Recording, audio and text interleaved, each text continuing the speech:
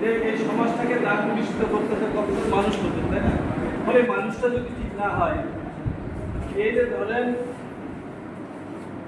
বাংলাদেশের, এইটা আমি সবসময় বলি, বাংলাদেশের সবচেয়ে মেধাবীরা কোথায় পড়ে?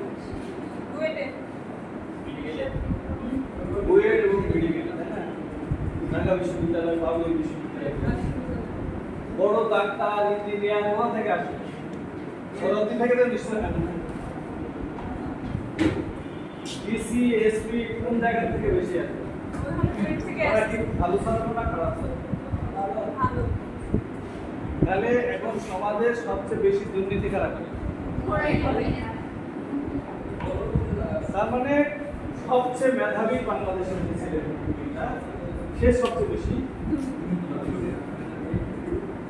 তার মানে মানুষ যদি ঠিক না হয়, এই সমাজে যদি মানুষ ঠিক না হয়, তাহলে মানে ওই মানবিক মানুষ তৈরি করার কাজটাই আমাদের হয়তো বলার। আমরা সেই এই আপনার খেয়ে এই খাবারটা নিয়ে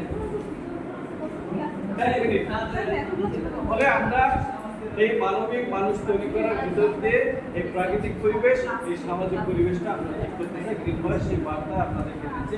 সবাইকে অসংখ্য ধন্যবাদ। এই খাবারটা না